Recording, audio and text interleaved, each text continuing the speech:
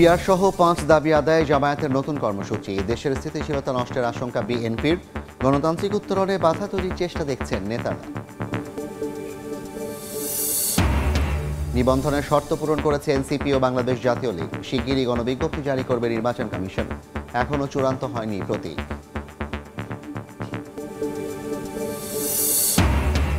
নিরাপত্তার চাদরে ঢাকা, খাগড়াছড়ি অন্য 2 পার্বত্য জেলায় অস্থিরতা তৈরির চেষ্টা। সতর্ক থাকার আহ্বান সেনাবাহিনীর। পাহাড় এখন শান্ত, দাবি স্বরাষ্ট্র উপদেষ্টার।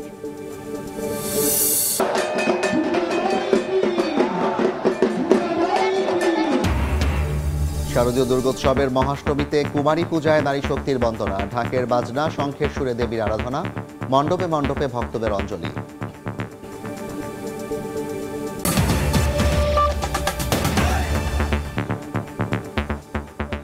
জনপদে সময়ের সঙ্গে আছি আমি জাফর সাদিক। গণতান্ত্রিক উত্তরণে বাধা তৈরির চেষ্টা দেখছেন বিএনপির স্থায়ী কমিটির সদস্য সালাউদ্দিন আহমেদ। দেশি বিদেশি যে কোনো ষড়যন্ত্র জনগণ প্রতিরোধ করবে বলেও হুঁশিয়ারি তার। গণঅভ্যুত্থানের পর দেশের মানুষ ঐক্যবদ্ধ, তাই কোনো ষড়যন্ত্রই সফল হবে না বলে দাবি করেন বিএনপির এই নেতা। যারা পিয়ার পদ্ধতিতে নির্বাচন চায় তাদের উদ্দেশ্য সফল হবে না বলেও মন্তব্য করেন সালাউদ্দিন আহমেদ। যুক্তরাষ্ট্র সফরে ফেব্রুয়ারিতে নির্বাচনের প্রস্তুতির কথা পুনর্ব্যক্ত করেছেন প্রধান উপদেষ্টা। তবে ভোট বানচালে আওয়ামী লীগকে কিছু আন্তর্জাতিক মহল সহযোগিতা করছে বলেও জানান ডক্টর মোহাম্মদ ইউনূস। এই অভিযোগের বিষয়ে অনেকটা একমত বিএনপিও। দলটির স্থায়ী কমিটির সদস্য সালাউদ্দিন আহমদ বলেন, দেশের গণতন্ত্রের পথে বাধা সৃষ্টি করতে দেশি বিদেশি ষড়যন্ত্র দেখা যাচ্ছে। জাতীয় ওলামা দলের প্রতিষ্ঠাবার্ষিকী উপলক্ষে শহীদ রাষ্ট্রপতি জিয়াউর রহমানের সমাধিতে শ্রদ্ধা নিবেদন করে এই কথা বলেন তিনি। বাংলাদেশে গণতান্ত্রিক উত্তরণের এই যে প্রক্রিয়া, তাতে বাধা সৃষ্টি করার জন্য এখানে আন্তর্জাতিক মহলও থাকতে পারে, দেশি বিদেশি শক্তি সক্রিয়, সেটা আমরা অনুমান করতে পারি। কিন্তু বাংলাদেশের জনগণ কোনো রকমের ষড়যন্ত্র করবে, সে দেশি হোক বিদেশি হোক, তাদেরকে তারা প্রতিহত করবে। সালাউদ্দিন আহমদ বলেন, যারা সংখ্যানুপাতিক পদ্ধতিতে নির্বাচন চায় তারা দেশে স্থিতিশীলতা চায় না। আমরা পিআর মানে মনে করি পাবলিক রিলেশন, আমরা পিআর মানে মনে করি জনসংযোগ।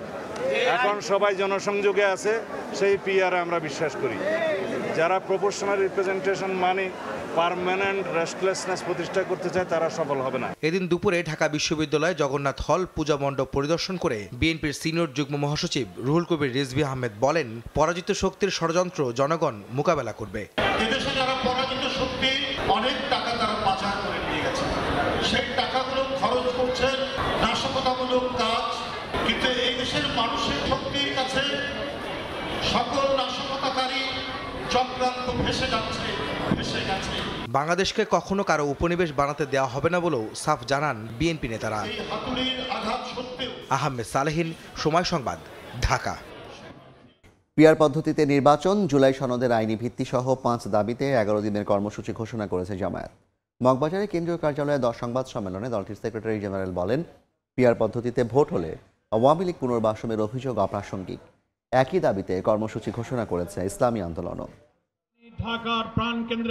জুলাই অভ্যুত্থানের পর থেকেই মৌলিক সংস্কার সাপেক্ষে জাতীয় সংসদ নির্বাচনের দাবি করে আসছে বাংলাদেশ জামায়াতে ইসলামী। এরই অংশ হিসেবে দেশের বেশ কয়েকটি ইসলামী দল কর্মসূচিও পালন করে। মঙ্গলবার রাজধানীর মগবাজারে সংবাদ সম্মেলন করেন জামায়াতে ইসলামীর সেক্রেটারি জেনারেল মিয়া গোলাম পরোয়ার। বলেন, জুলাই জাতীয় সনদ ও পিয়ার পদ্ধতির ভিত্তিতে হতে হবে ফেব্রুয়ারির নির্বাচন। দাবি আদায়ে 11 দিনের কর্মসূচি ঘোষণা করে জামায়াত। বর্তমান সরকারের উচিত অবিলম্বে জনগণের 5 দফা মেনে নিয়ে জুলাই জাতীয় সনদের ভিত্তিতে আগামী ফেব্রুয়ারিতে ত্রয়োদশ জাতীয় সংসদ নির্বাচনের আয়োজন করা। সরকার যদি জনগণের যৌক্তিক দাবি উপেক্ষা করে, তাহলে দেশের জনগণ তাদের ন্যায্য দাবি আদায়ের জন্যে রাজপথে আন্দোলন অব্যাহত রাখতে বাধ্য হবে। আন্দোলন চলমান থাকলেও 15 ফেব্রুয়ারিতে নির্বাচন চায় জামায়াত। আওয়ামী লীগের নির্বাচনে অংশগ্রহণের সুযোগ না থাকায় পিআরে ভোট হলে স্বৈরাচার পুনর্বাসনের দাবি অপ্রাসঙ্গিক বলেও জানান পরোয়ার। আওয়ামী লীগের যেহেতু আপনারা জানেন গণমাধ্যম কর্মী হিসেবে যে এই নির্বাচনে অংশগ্রহণের সুযোগ তো তাদের নেই। তাদের ব্যাপারে সরকারের যে রাষ্ট্রীয় ঘোষণা তাদের রাজনৈতিক কার্যক্রমকে নিষিদ্ধ করার পরে ইলেকশন কমিশন আবার ব্যাখ্যা দিয়েছে যে তারা এই ঘোষণার কারণে নির্বাচনে অংশ নিতে পারবে না। এই দিন একই রকম দাবিতে কর্মসূচি ঘোষণা করে ইসলামী আন্দোলন বাংলাদেশ। 10 অক্টোবর ঢাকায় ও বিভাগীয় শহরে গণমিছিল, 12 অক্টোবর জেলা প্রশাসকের কাছে স্মারকলিপি পেশ। জুলাই সনদ বাস্তবায়নের উপর জোর দিয়ে মাঠে থাকার ঘোষণা দিয়েছে ইসলামী দলগুলো। গণহত্যাকারীদের বিচার চাইছে। শাহিন আলম, সময় সংবাদ, ঢাকা। নিবন্ধনের শর্ত পূরণ করেছে জাতীয় নাগরিক পার্টি এনসিপি ও বাংলাদেশ জাতীয় লীগ। শিগগিরই এ বিষয়ে গণবিজ্ঞপ্তি জারি করবে নির্বাচন কমিশন, তবে এখনও চূড়ান্ত হয়নি প্রতীক। বিকেলে সংবাদ সম্মেলনে ইসির সিনিয়র সচিব আখতার আহমেদ জানান, এনসিপির চাওয়া শাপলা প্রতীক কমিশনের তফসিলে নেই, তাই বিকল্প প্রতীকের জন্য দলটিকে চিঠি দেওয়া হবে। সচিব জানান, বাংলাদেশ আম জনগণ পার্টি, বাংলাদেশ জনতা পার্টি এবং জাতীয় সমাজতান্ত্রিক দল জাসদ, শাহজাহান সিরাজ অংশ এই 3টি দলের তথ্য পর্যালোচনা করছে কমিশন। আরও 9টি দলের মাঠ পর্যায়ে তদন্ত হবে। আর বাতিল হয়েছে 7টি দলের আবেদন। 143টি দলের আবেদনের প্রেক্ষিতে প্রাথমিক বাছাই শেষে 22টি দলের মাঠ পর্যায়ে তদন্ত শুরু করে ইসি। প্রাথমিকভাবে শর্ত পূরণ করেছে, একটা হচ্ছে জাতীয় নাগরিক পার্টি, আর একটা হচ্ছে বাংলাদেশ জাতীয় লীগ। এই পর্যায়ে আমরা পত্রিকায় বিজ্ঞপ্তি দিব যে তাদের ব্যাপারে কোনো ওজোর আপত্তি আছে কিনা। নাগরিক পার্টির চিঠিটা পাওয়ার পরে ওনাদের যে প্রতীকটা আমাদেরকে বলবেন, সেই প্রতীক উল্লেখ করে আমরা তাদের নামে বিজ্ঞপ্তিটা দিব। বাংলাদেশ জাতীয় লীগের ব্যাপারটা ঠিক আছে, তারা একটা প্রতীকের কথা বলেছেন, সেটা ঠিক আছে। পাহাড়ে অস্থিরতা সৃষ্টির চেষ্টা অব্যাহত আছে বলে জানিয়েছে সেনাবাহিনী। খাগড়াছড়িতে ব্রিফিংয়ে অন্য 2 পার্বত্য জেলায় অস্থিতিশীলতা তৈরির চেষ্টার বিষয়ে সতর্ক করা হয়েছে। এদিকে অবরোধ শিথিল হলেও থমথমে খাগড়াছড়ি। পথে পথে রয়ে গেছে কয়েকদিনের সহিংসতার ক্ষতচিহ্ন। রাস্তার মোড়ে মোড়ে সতর্ক আইন শৃঙ্খলা রক্ষা বাহিনীর সদস্যরা, মাঠে দেখা গেছে সেনাবাহিনীর অবস্থানও। মঙ্গলবার 4র্থ দিনের মতো অবরোধ কর্মসূচি পালন করে যুগ্ম ছাত্র জনতা। তবে জেলার 2টি প্রধান সড়কে নেই কড়াকড়ি, ফলে দূরপাল্লার বাস সীমিত পরিসরে চলাচল করতে পারছে। ঢাকা থেকে আসছিলাম সাজেক থেকে ফেরার পথে আমি খাগড়াছড়ি আটকে যাই। 2 দিন থাকার পর আপাতত দেখলাম গাড়ি ধীরে ধীরে স্বাভাবিক হচ্ছে। আমি অপেক্ষা করছি গাড়ি ছাড়া। পুরোপুরিভাবে স্বাভাবিক হয় না, এখন আমরা রিক্সের মধ্যে আছি। অবরোধের কারণে আমাদের অনেক সমস্যা হচ্ছে, যেমন বাজারে যাওয়া যাচ্ছে না। উদ্ভূত পরিস্থিতিতে মঙ্গলবার খাগড়াছড়ি সেনানিবাসে ব্রিফিং করে সেনাবাহিনী। এতে পাহাড়ে অস্থিতিশীলতা তৈরির চেষ্টা অব্যাহত রয়েছে বলে জানানো হয়। অন্য 2 পার্বত্য জেলায়ও অস্থিতিশীলতা তৈরির চেষ্টা হতে পারে বলে সতর্ক করে সেনাবাহিনী। পার্বত্য চট্টগ্রামকে অস্থিতিশীল এবং সাম্প্রদায়িক দাঙ্গা সংগঠনের বিষয়টি একটি বৃহত্তর ষড়যন্ত্রের অংশ এবং এ ব্যাপারে এই সকল প্রমাণাদি আইনশৃঙ্খলা রক্ষাকারী বাহিনীর কাছে আছে, এটা আপনাদেরকে দিয়ে দেওয়া হবে এবং আমাদের কাছেও সকল প্রমাণাদি আছে, ভিডিও আছে এবং একই সাথে সকল ধরনের অপপ্রচার বা উস্কানিমূলক কর্মকাণ্ড সত্ত্বেও বাংলাদেশ সেনাবাহিনী এই বাংলাদেশের যে অবিচ্ছেদ্য অংশ এটা রক্ষায় দৃঢ়প্রতিজ্ঞ। দুপুরে গুইমারায় ক্ষতিগ্রস্ত এলাকা পরিদর্শন করেছেন জেলা প্রশাসক, জেলা পরিষদের চেয়ারম্যান ও পুলিশ সুপার। এ সময় ক্ষতিগ্রস্তদের সঙ্গে কথা বলেন তারা, দেন ক্ষতিপূরণ সহ অভিযুক্তদের বিরুদ্ধে যথাযথ ব্যবস্থা নেওয়ার আশ্বাস। গুইমারায় সহিংসতার ঘটনায় 5 সদস্যের তদন্ত কমিটি গঠন করেছে জেলা প্রশাসন। এখানে যে ক্ষতি হয়েছে যার ক্ষতি হয়েছে সেটি আসলে অপূরণীয়।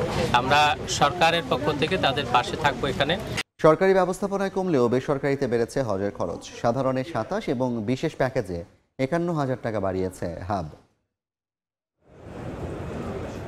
চাঁদ দেখা সাপেক্ষে আগামী বছর পবিত্র হজ হতে পারে 26 মে। বাংলাদেশ থেকে অংশ নিতে পারবেন 1,27,198 জন।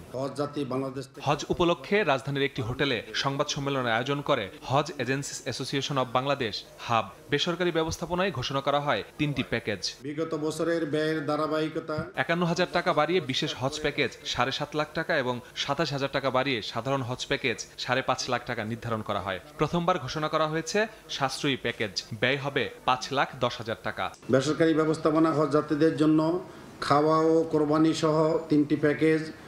প্রথম বিশেষ হজ প্যাকেজ, যার সর্বমোট মূল্য 7,50,000 টাকা। সাধারণ হজ প্যাকেজ, যার সর্বমোট মূল্য 5,50,000 টাকা। সাশ্রয়ী হজ প্যাকেজ যার সর্বমোট মূল্য 5,10,000 টাকা নির্ধারণ করা হয়েছে। গত রোববার সরকারি ব্যবস্থাপনায়ও হজ প্যাকেজ ঘোষণা করা হয়। সরকারি বিশেষ হজ প্যাকেজের খরচ 6,90,000 হলেও বেসরকারিতে 60,000 টাকা বেশি। সরকারি ব্যবস্থাপনায় সর্বনিম্ন প্যাকেজের চেয়ে বেসরকারিতে 43,000 টাকা বেশি। গত বছর আপনার কোরবানিটা আলাদা ছিল, এখন 24,000 টাকা এই কোরবানিটা আমরা যোগ করতে হয়েছে। 24,000 টাকা, সেই 24,000 খাবারটা যোগ হয়েছে 24,000 টাকা। যদি আপনি বাদ দেন তাহলে গত বছরের থেকে এটা কম। এজেন্সির মাধ্যমে হজে যেতে প্রতি বছর বিড়ম্বনা তৈরি হলেও হাবের দাবি এবার স্বাচ্ছন্দ্যের হবে হজযাত্রা। মাসুদুর রহমান, সময় সংবাদ, ঢাকা। শারদীয় দুর্গোৎসবের মহাঅষ্টমীতে কুমারী পূজার আয়োজনে সামিল হন সনাতন ধর্মের নানা বয়সী মানুষ। এই মুহূর্তে বরিশালে আছেন অপূর্ব অপু, সরাসরি যাচ্ছি তার কাছে। অপু, শারদীয় দুর্গা উৎসবের আজ মহা অষ্টমী, আর মহা অষ্টমীতে ভক্তরা তারা প্রাণ ভরে মা দুর্গাকে সকালবেলাতে অঞ্জলি প্রদান করেছে। মহা অষ্টমীর পূজা সাত সকালে শেষ হয়ে গিয়েছে, তবে তার পরপরই আমরা দেখেছি যে শহর জুড়ে প্রত্যেকটি মণ্ডপে মানুষের রীতিমতো ঢল নেমেছে। এই মুহূর্তে যে ছবিটি দেখছেন এটি হচ্ছে বরিশাল শহরের অন্যতম একটি বড় পূজা মণ্ডপ, মহানগর পূজা মণ্ডপ। দেখুন, এক একটি পূজা মণ্ডপ তারা এক একটি আদলে তৈরি করার চেষ্টা করেছে। এই মণ্ডপটির আলাদা একটা থিম তৈরি করা হয়েছে। তারা প্রাচীন যে দুর্গ, রাজরাজাদের যে দুর্গ, সেই রাজরাজাদের দুর্গকে থিমটাকে মাথায় নিয়ে তারা এই দুর্গ এখানে তৈরি করেছে। এবং এই মণ্ডপ দেখতে মানুষের ভিড় সেই সকাল থেকেই লেগে থাকে। তবে মহাঅষ্টমীর সন্ধ্যার পর আমরা দেখি যে উপচে পড়া মানুষের যে ভিড় থাকে সেটি এবছরও চোখে পড়ার মতো। বরিশাল শহরের 47টি মণ্ডপে দেবী দুর্গা পূজিত হচ্ছেন এবং জেলায় রয়েছে 597টি মণ্ডপ। প্রত্যেকটি মণ্ডপেই আজকে উৎসব মুখর পরিবেশে যথাযথ ধর্মীয় ভাব গাম্ভীর্যের মধ্য দিয়ে মহাষ্টমীর পুজো শেষ হয়ে গিয়েছে সকালে। আগামীকালকে মহানবমী, তারপর মহাদশমীর মধ্য দিয়ে শারদীয় দুর্গোৎসবের সমাপ্তি হবে। আজকে সকালবেলাতে আমরা দেখেছি যে বরিশাল শহরের বিভিন্ন স্থানে বরিশালের মেট্রোপলিটন পুলিশের কমিশনার শফিকুল ইসলাম তিনি ঘুরে ঘুরে দেখেছেন, ভক্তদের সাথে কথা বলার চেষ্টা করেছেন, যারা আয়োজক তাদের সাথে কথা বলে জানার চেষ্টা করেছেন যে কোনো ধরনের কোনো অপ্রীতিকর ঘটনা বা কোনো ধরনের শান্তিপূর্ণভাবে হচ্ছে কিনা। আসলে বরিশালের পূজা প্রত্যেকটিতেই কিন্তু উৎসব মুখর পরিবেশ আমরা দেখেছি যে বরিশাল বিভাগের যতগুলো পূজা মণ্ডপ রয়েছে প্রত্যেকটিতেই আনন্দ ঘন পরিবেশের মধ্য দিয়েই এবছর শারদীয় দুর্গা উৎসবের মহা অষ্টমী আজকে শেষ হয়ে গিয়েছে। এবং আমরা দেখেছি যে এই দুর্গা পূজাকে ঘিরে শুধুমাত্র যে পূজাই হচ্ছে তা নয়, তার পাশাপাশি বিভিন্ন ধরনের সামাজিক কর্মকাণ্ড চোখে পড়ার মতন। কেউ বস্ত্র বিতরণ করছে, কোথাও বস্ত্র বিতরণ হচ্ছে, কোথাও বৃক্ষরোপণ হচ্ছে, রক্তদান কর্মসূচি হচ্ছে। নানান ধরনের আয়োজনের মধ্য দিয়ে বরিশালবাসী সনাতন ধর্মাবলম্বীরা তারা তাদের শারদীয় দুর্গা উৎসব উদযাপন করছে। আগামীকালকে মহানবমী সকাল 9টায়, সে খবর আমরা হয়তো বা জানাবো। আমার কাছে বরিশাল থেকে সবশেষ আপাতত শারদীয় দুর্গা উৎসবে এতটুকু খবর ছিল। দুর্গাপূজার খবর জানছিলাম সরাসরি বরিশাল থেকে। বঙ্গোপসাগরে মাছ ধরতে গিয়ে 17 দিন ধরে নিখোঁজ 18 মাছি মাল্লা। ছবি হাতে স্বজনদের আহাজারি। স্বজনদের অভিযোগ অপহরণ করা হয়েছে তাদের। নিখোঁজের ঘটনাটি অপহরণ নাকি নৌকাডুবি তা খতিয়ে দেখছে নৌপুলিশ। নুরজামাল আফিকের ক্যামেরায় শফিকুল আলমের প্রতিবেদন। আহাজারি আর বুক ফাটা কান্নায় ভারী হয়ে উঠেছে চট্টগ্রামের কর্ণফুলী নদীর তীর। ছবি হাতে কারো বাবা, কারো ভাই, আবার কারো স্বামী। মাছ ধরতে গিয়ে নিখোঁজ প্রিয়জনদের খুঁজছেন স্বজনরা। গেল 13 সেপ্টেম্বর নগরীর ফিশারি ঘাট থেকে এফবি খাজা আজমির ট্রলার নিয়ে মাছ ধরতে সাগরে যান 18 মাঝি মাল্লা। 17 দিনেও ফিরেননি তারা। সবার মোবাইল ফোন বন্ধ থাকায় যোগাযোগও নেই স্বজনদের সঙ্গে। আমার ছেলেটা বাড়ি থেকে আসার পর হয়তো আমার ছেলে হারিয়ে গেছে, আর মোবাইলে কল টল পাই নাই। আমি সাগরের বাইরে হয়েছে 18 দিন, খবর পাই না আমি। আমাদের ছেলেগুলা আমরা উদ্ধার চাই। অপহরণের অভিযোগ তুলে স্বজনরা বলছেন মাঝি মাল্লাদের ফিরিয়ে দেওয়ার কথা বলে টাকা হাতিয়ে নিয়েছে একটি চক্র। অপহরণ মনে হচ্ছে এরকম লাগতেছে আমার, সেই জন্য আমি অপহরণ একটা ডায়েরি করছি। ভাই তুই বাড়িতে চলে যাচ্ছে, আমার বাচ্চাগুলো দেখিস, এগুলো বলে আমাকে কল কেটে দিছে। আর এরপর থেকে আজ কোনো যোগাযোগ করে নেই। সালাউদ্দিনকে সন্দেহ করতেছি যে আমাদের বুটে আগে ইঞ্জিন ড্রাইভার হিসেবে ছিল। তবে ঘটনাটি অপহরণ নাকি নৌকাডুবি তা খতিয়ে দেখছে নৌ পুলিশ। তাদের লোকেশনের জন্য আমরা বিভিন্ন সংস্থার সাথে যোগাযোগ করছি, আপনার কোস্টগার্ড, নৌবাহিনী এবং আমাদের ওই বিজিবি, তারপর আপনার বিভিন্ন সাগরের আশপাশ যত থানা আছে সব থানাতে আমরা আপনার তথ্য নিচ্ছি আর কি। 18 মাঝিমাল্লা নিকুচের ঘটনায় 24 সেপ্টেম্বর নগরীর সদরঘাট নৌ থানায় সাধারণ ডায়েরি করেন স্বজনরা। তারা কক্সবাজার, নোয়াখালী ও বাঁশখালীর বাসিন্দা। শফিকুল আলম, সময় সংবাদ, চট্টগ্রাম। দুই ভাইয়ের জমি নিয়ে বিরোধের জেরে শরীয়তপুরে 6 বছরের শিশুকে হত্যার অভিযোগ উঠেছে। নিখোঁজের 2 দিন পর লাশ পাওয়া যায় প্রতিবেশীর সেপটিক ট্যাঙ্কে। এ ঘটনায় মামলার পর 3 জনকে গ্রেফতার করেছে পুলিশ। প্রতিদিনের মতো গত বুধবার বাড়ির পাশে খেলতে যাই 6 বছর বয়সী শিশু তায়েবা। সন্ধ্যা পেরিয়ে রাত নামলেও বাড়ি ফেরেনি সে। ওই রাতেই সখীপুর থানায় একটি সাধারণ ডায়েরি করেন তায়েবার বাবা টিটু সর্দার। পরে খোঁজাখুঁজির এক পর্যায়ে শুক্রবার পাশের বাড়ির সেপটিক ট্যাঙ্কে মেলে লাশের সন্ধান। পুলিশ এসে মরদেহ উদ্ধার করে। এ নিয়ে এলাকায় শুরু হয় তোলপাড়। সেপটিক ট্যাঙ্কের ডাক্তাররা আমার কাছে সন্দেহ মনে হয়েছে। সন্দেহ হওয়াতে আমি সবার ডাকার পরে ডাকনা করলে লাইট মারার পরে দেখি যে তাইবার লাশ ওখানে ভাসতেছে। আমার সাথে আমার ভাইয়ের জাকার জমিন সম্পর্কে একটু মন কোনাকুনি, তো এটা আমি মাথায় নিতাম না। এরা যে এত বড় জিনিস, ছোট জিনিস নিয়ে বড় মাথা কামাইবে এটা তো জানতাম না। দেখি সেপটি ট্যাঙ্কের সামনে সবাই থাকা দেখে আমার মেয়ে উপরে রয়েছে। পরিবারের অভিযোগ, ভাই শাহান সর্দারের সঙ্গে জমি সংক্রান্ত বিরোধের জেরে হত্যা করা হয় তায়েবাকে। এদিকে জড়িতদের বিচারের দাবিতে প্রতিদিনই মানববন্ধন ও বিক্ষোভ সমাবেশ করছেন স্বজন ও এলাকাবাসী। নিষ্ঠুর নির্মমভাবে তাকে হত্যা করছে একজন নিষ্পাপ শিশুকে, আমরা তার সর্বোচ্চ শাস্তি দাবি করছি। এ ঘটনায় 28 সেপ্টেম্বর রাতে সখীপুর থানায় অজ্ঞাতদের আসামি করে মামলা করেন তায়েবার বাবা। পরদিন চাচি আয়েশা সহ সন্দেহভাজন 3 জনকে গ্রেফতার করে পুলিশ। আয়েশা বেগম ও আসিফ ব্যাপারীকে নেওয়া হয় 2 দিনের রিমান্ডে। অচিরেই এই মামলার যারা জড়িত সকল আসামিদেরকে আমরা গ্রেপ্তার করে তাদেরকে আদালতে সুপর্দ করতে সক্ষম হব। তায়েবা সখীপুর থানার দারুন নাজাত মাদ্রাসার নার্সারির শিক্ষার্থী ছিলেন। সময় সংবাদ, শরীয়তপুর। চট্টগ্রাম বন্দরে জেনারেল কার্গো বার্থের আধুনিকায়নে 7,000 কোটি টাকা বিনিয়োগ প্রস্তাব খোদ ব্যবসায়ীদের। দেশি বিদেশি অর্থায়নে 13টি বার্থকে বিশ্বমানের গড়ে তোলার পরিকল্পনা তাদের। শাখাত ত্রিপুর ক্যামেরায় কমলদের রিপোর্ট।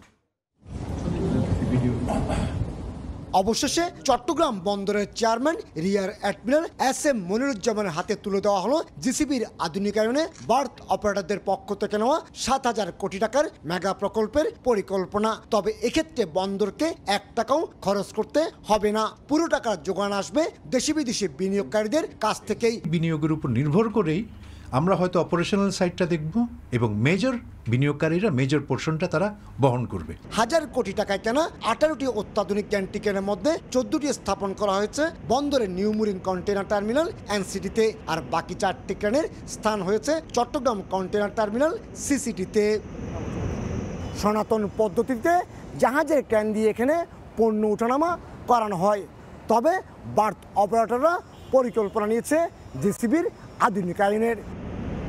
জিসিবির 13টি বার্থের মধ্যে বর্তমানে 12টি পুরোদমে জাহাজ বেরানোর উপযোগী।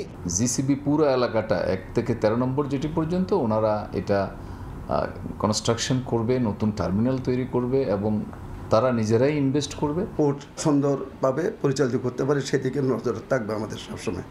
এটাই হচ্ছে আমাদের মুখ্য উদ্দেশ্য। চট্টগ্রাম বন্দর বছরে হ্যান্ডেলিং করছে 32 লাখের বেশি কন্টেনার এবং 13 কোটি মেট্রিক টন কার্গো পণ্য। কমল দে, সময় সংবাদ, চট্টগ্রাম। জনপদের সময়ের শীর্ষ সংবাদগুলো জানিয়ে দিচ্ছে আরেকবার। পিয়ার সহ 5 দাবি আদায় জামায়াতের নতুন কর্মসূচি। দেশের স্থিতিশীলতা নষ্টের আশঙ্কা বিএনপির। গণতান্ত্রিক উত্তরণে বাধা তৈরির চেষ্টা দেখছেন নেতারা। নিবন্ধনের শর্ত পূরণ করেছে এনসিপি ও বাংলাদেশ জাতীয় লীগ। শিগগিরই গণবিজ্ঞপ্তি জারি করবে নির্বাচন কমিশন। এখনও চূড়ান্ত হয়নি প্রতীক।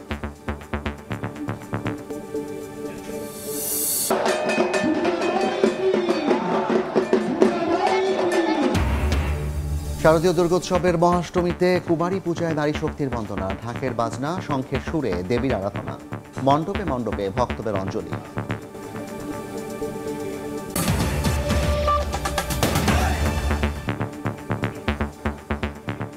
এই ছিল জনপদের সময়। এরপর রাতের সময় নিয়ে সঙ্গে থাকবেন সহকর্মী সাইফুল রুদ্র। ধন্যবাদ জাফর। দর্শক, রাতের সময় নিয়ে ফিরছে কিছুক্ষণ পর, আমাদের সঙ্গেই থাকবেন।